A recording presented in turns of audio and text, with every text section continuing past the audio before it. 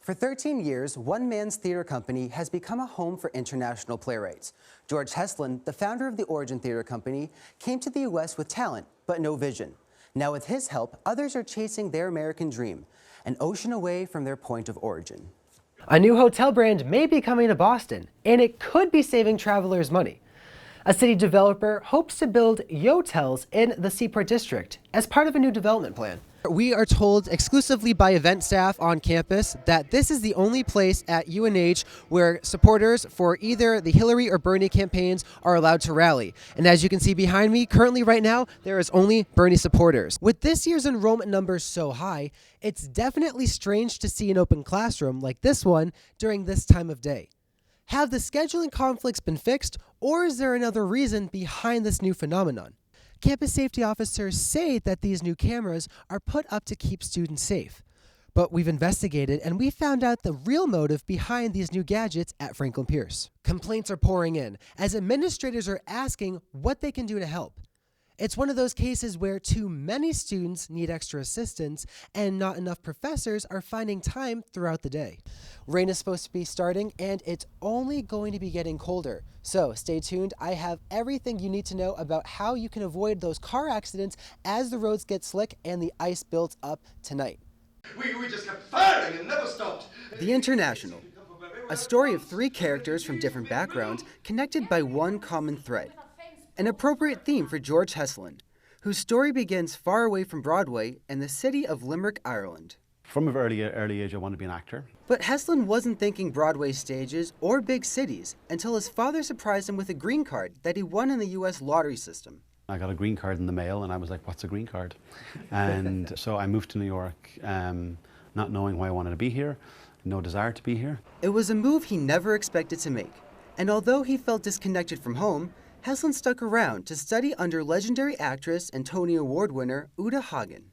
While she had a very successful career as an actor, she always believed in passing the craft on to younger generation of actors. Uta's influence would impact Heslin's career in ways he could not yet predict. Looking for his next project, Heslin found Mr. Man, a one-man drama by a then unknown Irish playwright, Enda Walsh. I originally didn't set out to start a theatre company. I set out to produce one play. With Heslin's help, Mr. Man debuted on American stages. But after a not-so-successful run, Heslin packed his bags for a national Broadway tour. I was a little bit amazed at the lack of European theatre across America. We traveled to about 20 cities. And so, Origin Theater Company was born. Over the next 13 years, Heslin's theater company would commission nearly 30 playwrights and would showcase more than 100 works from numerous European countries like Germany, France, and of course, Ireland. Tim Ruddy, author of The International, credits Origin for giving him his first big break in the U.S. Ruddy not only has a stage to present his work, but now has secure funding and important connections because of Heslin and Origin. It's a godsend to people like me. Origin is an established launchpad for European playwrights. And through it, Heslin introduced authors associated with famous works like Warhorse and the Oscar-winning film The Iron Lady, starring Meryl Streep. As for Mr. Man, the play that started it all, that same playwright would later win 8 Tony Awards for the musical Once, which was performed on CBS This Morning in 2012. When you see writers like Enda Walsh get awards here in New York, it makes you feel very, very, very proud. I think a big part of America is giving back. I think it's built into the psychology here of America in terms of, you help the next generation, at least somebody will help me, so I presume that's kind of what you learn when you arrive. Heslin has finally found his home in making a home for others. Stephen Keimig, CBS News, New York. Before you pull up to the drive-thru at a popular fast food restaurant, you might want to take a look at a new global study. It finds that more than 2 billion people are now overweight. Questions still remain about how a loaded gun ended up on a toy shelf in Target. An employee at the South Carolina store saw the gun on top of a superhero toy box. Police are hoping that surveillance footage helps them figure out where the gun came from. They do not think that this was an accident. 2 women are in critical condition after a food truck exploded in Philadelphia. The explosion sparked a large fireball that engulfed the truck. Officials believe that a propane tank is responsible for the blast. 9 others were also injured. The trial in the Colorado movie theater shooting case has been delayed again. It's because a second insanity evaluation of James Holmes is expected to take longer. Stephen Keimig reporting live for the Boston Herald and Franklin Pierce University, and I'm standing right here with Mr. Vermin Supreme, who is running for president in 2016. How are you doing today? I'm doing very fine this evening. Thank you very much for asking, sir. You're welcome. Of course, I am here tonight. I came to debate, but they will not allow me to debate. Imagine that. They allowed Martin O'Malley to debate, and he's not even here anymore. So I wonder myself, Martin O'Malley was allowed to debate while he was polling at 1%.